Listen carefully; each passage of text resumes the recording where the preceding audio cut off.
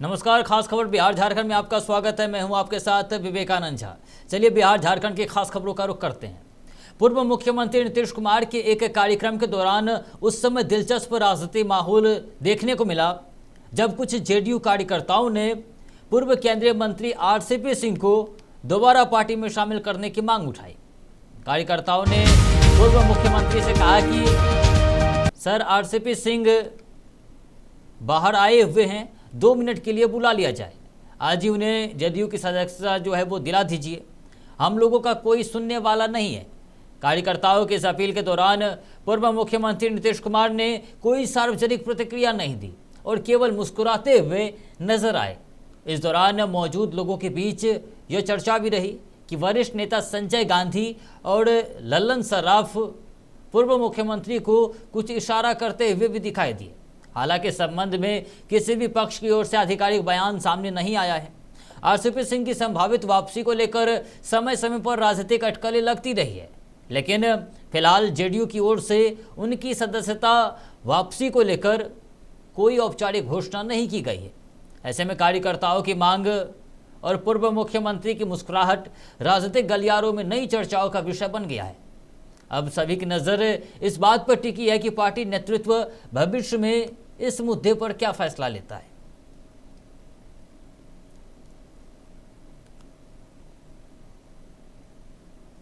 वहीं नेता प्रतिपक्ष तेजस्वी यादव ने 10 सर्कुलर रोड स्थित राबड़ी आवास पर पूरी तरह से खाली कर दिया है।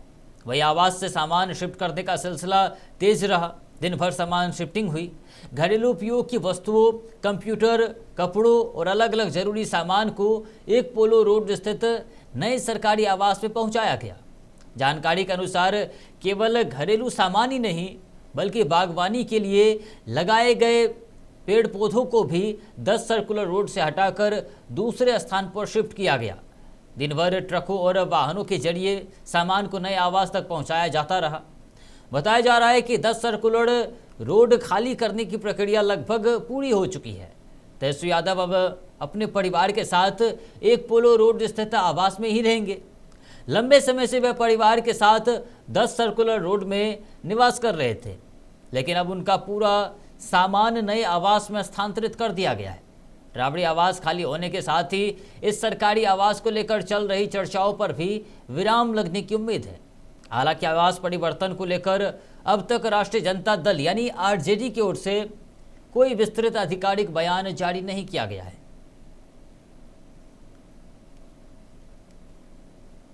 वहीं जेडीयू के पूर्व सांसद आनंद मोहन ने पार्टी के भीतर नेतृत्व और पदों के वितरण को लेकर तीखी टिप्पणी की है। उन्होंने जेडीयू की कई महिला नेताओं पर निशाना साधते हुए कहा कि जिन्हें पहले कोई जानता तक नहीं था, पहचानता भी नहीं था, जिन्होंने पार्टी के प्रति कोई विशेष निष्ठा नहीं दिखाई, उन्हें विधायक और मंत्री बना दिया गया। आनंद मोहन ने आगे कहा कि कुछ नेताओं को सीधे राज्यसभा भेजकर केंद्रीय मंत्री तक बना दिया जाता है, जबकि लंबे समय से पार्टी के लिए काम करने वाले नेताओं की भूमिका सीमित कर दी गई है। उन्होंने कहा कि पहले हम नेता थे, अब पार्टी प्रवक्ता बनकर रह गए। उनके इस बयान को पार्टी के अंदर असंतोष के संकेत के तौर पर देखा जा रहा है। अपने संबोधन के दौरान आनंद मोहन ने राजपूत समाज की राजनीति में भूमिका का भी उल्लेख किया। चेतन आनंद को कहा गया सर्वे रिपोर्ट आपके खिलाफ गलत है।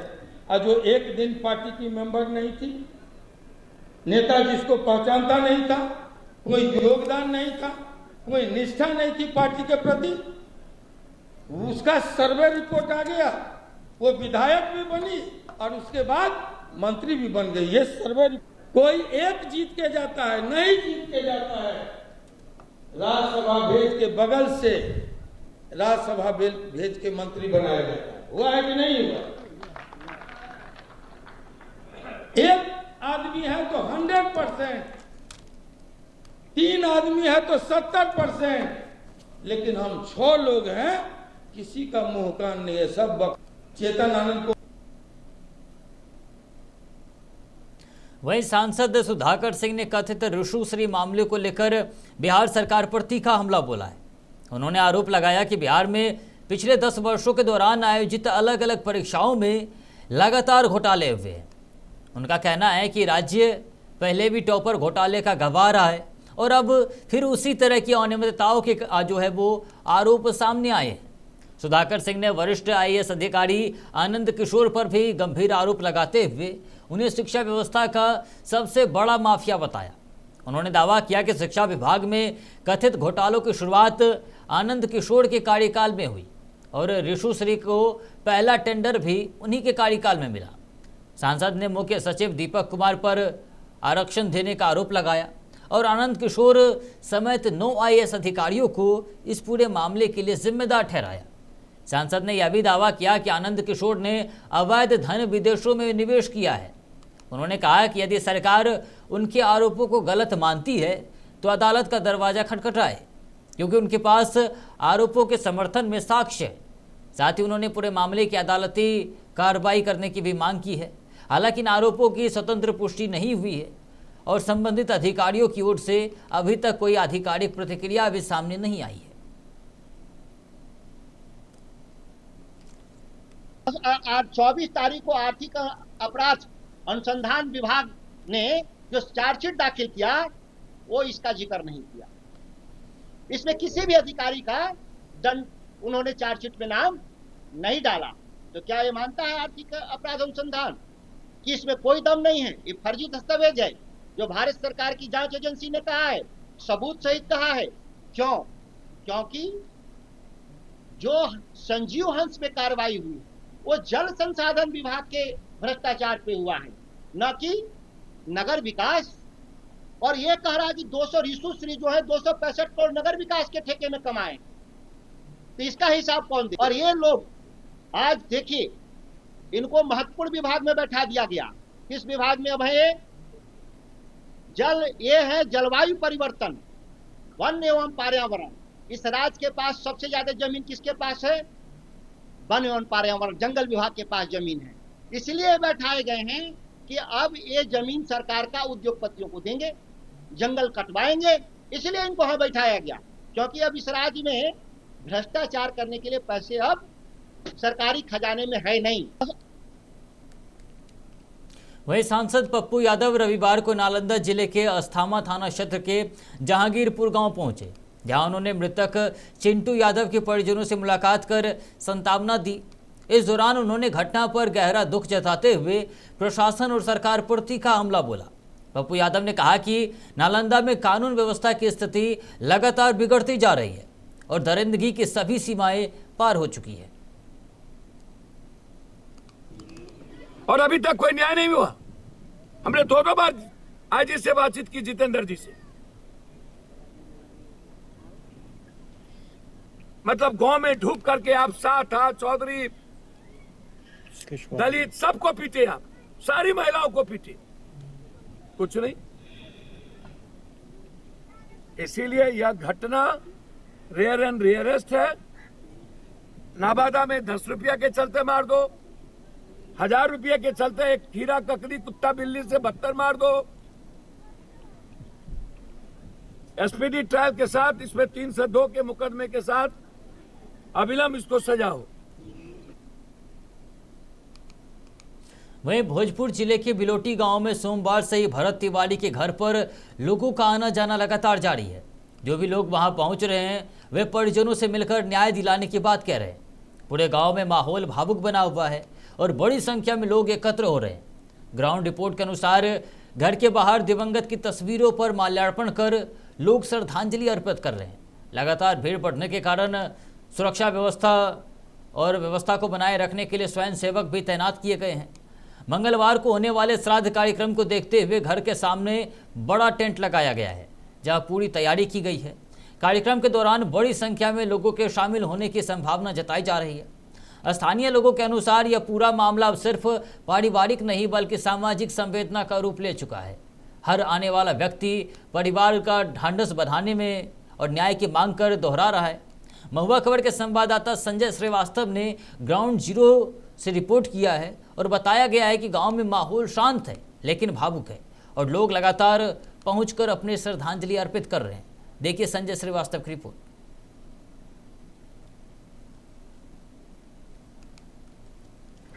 देखिए, जिस तरह से बता दें कि भरत तिवारी के गांव बेलौटी में अभी हमारी मौजूदगी है और अभी जो है कल श्राद्ध है, उसको लेकर तैयारियां बहुत की गई हैं।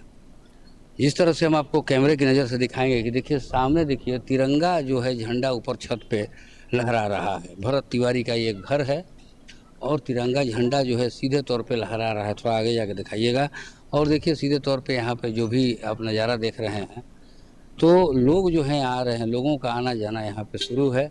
तो सीधे तौर पर यहाँ देखिए बहुत सारे लोग भी हैं, भीड़ भी है यहाँ पे, क्योंकि जिस तरह से भरत तिवारी की जो इनकाउंटर का मामला है वो पूरा एक तरह से आगे बढ़ रहा है। तो सीधे तौर पे हम आपको ऊपर दिखाएंगे कि यहाँ पे उनके ठीक घर के सामने एक चित्र है, आपको दिखाएंगे। यहाँ देखिए बिलौटी जो रामनगीना प्लस उच्च विद्यालय है, और यहाँ देखिए आपको दिखाएंगे, यहाँ जो है तस्वीर एक बनाया गया है, मिट्टी से यहाँ पे बनाया गया है। तो लोग आ रहे हैं यहाँ पर, पूरे रुपेश सिंह का नाम लिखा हुआ है। वो तो यहाँ पे अभी नहीं है, बनारस के हैं, बनारस चले गए हैं, लेकिन ये बना के गए हैं। पूरा का पूरा संख्या यहाँ पे रहेगी। इधर से जो देखिए दिखा रहे हैं आपको, ये जो जगह है वहाँ पर देखिए तस्वीरें हैं, और सीधे तौर पर लोग जो है धीरे धीरे पहुँच रहे हैं यहाँ पर। और कल श्राद्ध है, माँ हैं तस्वीर के पास, वहाँ रो रही हैं, और वहाँ से जो है स्थिति हम दिखा रहे हैं आपको। ये तस्वीरें एक्सक्लूसिव हैं महुआ खबर पे।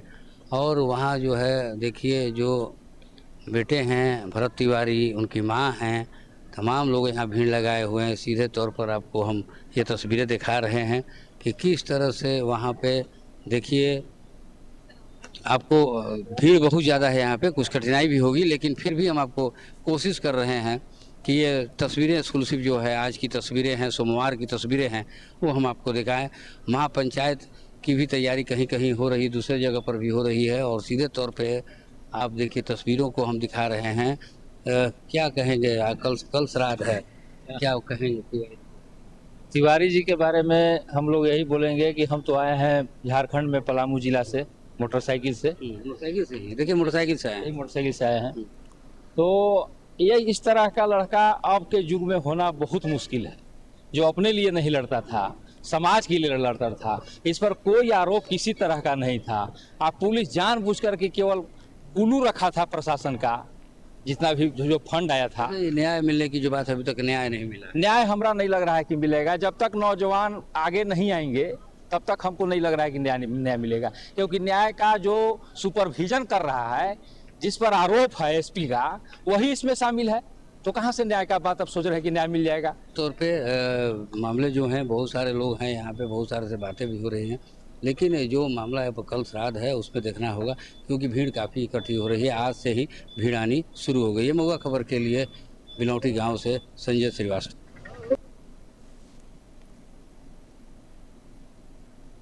वहीं भोजपुर जिले के बिलोटी गांव में भरत तिवारी गोलीकांड को लेकर लोगों का आना जाना लगातार जारी है।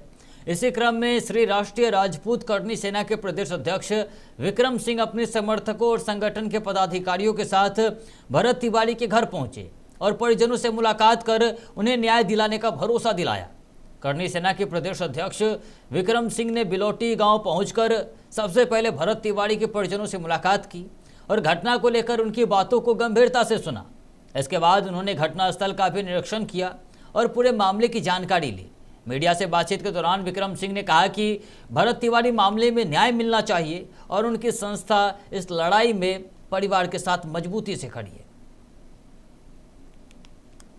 आज हम लोग श्री राष्ट्रीय राजपूत करनी सेना यहाँ पे आज आई थी। हम लोग डे फर्स्ट से इस परिवार के साथ खड़े हैं और कई प्रतिनिधि टीम हमारी करनी सेना की यहाँ आ चुकी है पहले भी। और हम लोग क्योंकि संगठन से जुड़े हुए लोग हैं, तो संगठन की ताकत के तहत हम लोग इनकी मदद कर रहे हैं।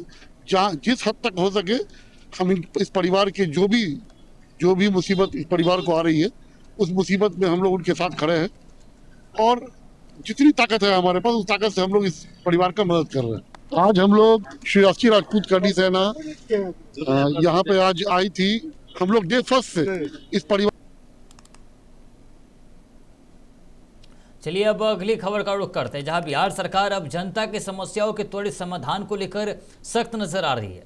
औरंगाबाद जिले के प्रभारी मंत्री रामा निषाद ने बड़ा ऐलान करते हुए साफ कर दिया है कि अगर किसी नागरिक की समस्या 30 दिनों के भीतर हल नहीं हुई, संबंधित अधिकारियों के खिलाफ कार्रवाई तय की वो मानी जाएगी। उन्होंने कहा कि मुख्यमंत्री के निर्देश पर अब हर महीने के पहले और अंतिम रविवार को पंचायत से लेकर प्रखंड स्तर तक सहयोग शिविर लगाए जाएंगे। इन शिविरों में ग्रामीण अपनी शिकायतें और समस्याएं सीधे दर्ज करा सकेंगे। मंत्री ने कहा कि अब लोगों को छोटे छोटे कामों के लिए महीनों तक सरकारी दफ्तरों के चक्कर नहीं लगाने पड़ेंगे।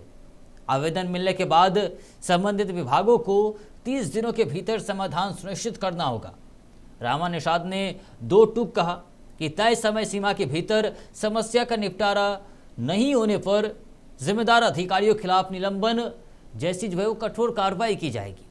उन्होंने कहा कि सरकार को लगातार शिकायतें मिल रही थी कि आम लोगों को साधारण कार्यों के लिए भी परेशान होना पड़ता है और इसी को देखते हुए पंचायत स्तर पर ही समाधान की व्यवस्था लागू की जा रही है। सारे जिला के पदाधिकारी को निर्देश दिए कि महीने के शुरुआती रविवार को और तीसरी रविवार को, अंतिम रविवार को कि ये सहयोग शिविर लगेंगे और जनता भाई वहाँ जाएंगे और वहाँ पर अपनी आवेदन देंगे।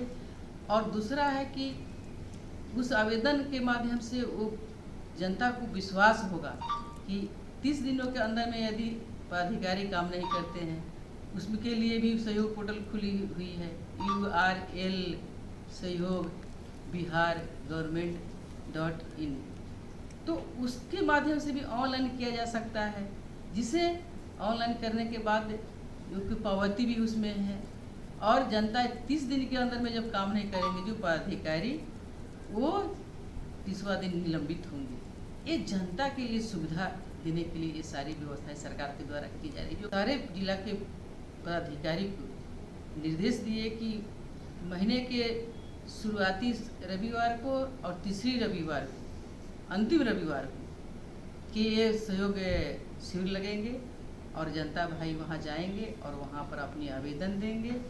और दूसरा है कि उस आवेदन के माध्यम से वो जनता को विश्वास होगा कि 30 दिनों के अंदर में यदि पदाधिकारी काम नहीं करते हैं उसमें के लिए भी सहयोग पोर्टल खुली हुई है URL सहयोग बिहार government.in, तो उसके माध्यम से भी ऑनलाइन किया जा सकता है, जिसे ऑनलाइन करने के बाद क्योंकि पावती भी उसमें है और जनता 30 दिन के अंदर में जब काम नहीं करेंगे जो पदाधिकारी वो 30वां दिन निलंबित होंगे। ये जनता के लिए सुविधा देने के लिए ये सारी व्यवस्थाएं सरकार के द्वारा की जा रही है। जो सारे जिला के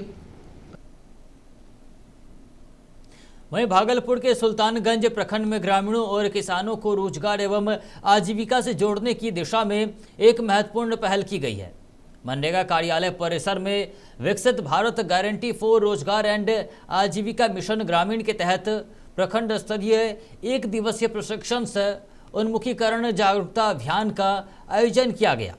कार्यक्रम का उद्घाटन मनरेगा पदाधिकारी सुजीत सिन्हा, लेखपाल प्रदीप कुमार, श्वेत केतु, तकनीकी सहायक प्रवेश नारायण सिंह सहित अन्य अधिकारियों ने संयुक्त रूप से किया। कार्यक्रम के दौरान अधिकारियों ने ग्रामीणों और किसानों को केंद्र एवं राज्य सरकार की अलग अलग जनकल्याणकारी योजनाओं की विस्तृत जानकारी दी। उन्होंने कहा कि सरकार किसानों की आय बढ़ाने, रोजगार के अवसर उपलब्ध कराने और आत्मनिर्भर बनाने के लिए कई योजनाएं चला रही है, जिनका लाभ उठाकर ग्रामीण अपनी आर्थिक स्थिति मजबूत कर सके। प्रशिक्षण कार्यक्रम में किसानों को आधुनिक खेती, आजीविका संवर्धन और मनरेगा योजनाओं से जोड़ने के लिए जागरूक किया गया। वहीं साथ ही उन्होंने सरकारी योजनाओं का लाभ लेने के लिए आवश्यक प्रक्रियाओं की भी जानकारी दी गई।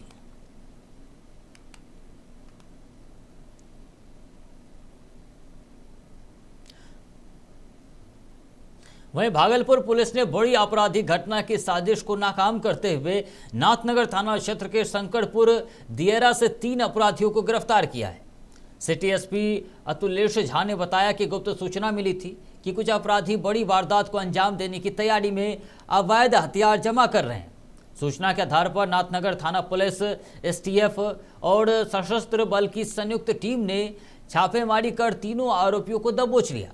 गिरफ्तार अपराधियों की पहचान लालूचक निवासी भरत कुमार, रामनगर निवासी नंदकिशोर मंडल और शंकरपुर दियरा निवासी भोला मंडल के रूप में हुई है। पुलिस ने इनके पास से एक देसी मस्केट, 2 नाली बंदूक, एक देसी कट्टा, 39 जिंदा कारतूस, 2 मोबाइल फ़ोन और 1 मोटरसाइकिल बरामद की है। पुलिस अब आरोपियों से पूछताछ कर उनके आपराधिक नेटवर्क और संभावित वारदात की साजिश की जांच में जुटी है।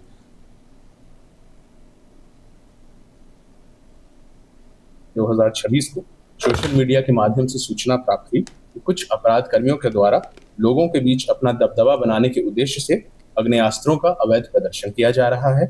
इस मामले का एक वायरल वीडियो संज्ञान में लिया गया है और उसके आलोक में नाथनगर थाना में सुसंगत धाराओं में अभियोग दर्ज किए गए। वीडियो में दिख रहा है अपराध कर्मियों की गिरफ्तारी हेतु वरीय पुलिस अधीक्षक महोदय के निर्देशन में SDPO 2 सिटी के गाइडेंस में टीम ऑर्गेनाइज की गई। थानाध्यक्ष नाथनगर उसको लीड कर रहे थे एवं STF भागलपुर की जो टीम थी उनका भी सहयोग लिया गया, उनके भी लोग इसमें शामिल थे।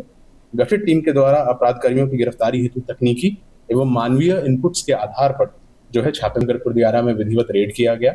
वहां से भोला मंडल जो कि शंकरपुर के ही रहने वाले हैं, थाना परबत्ता, जिला नौगछिया, भागलपुर, उनके पास से एक देसी मस्केट, 15 जिंदा कारतूस तथा एक मोबाइल फोन प्राप्त हुआ।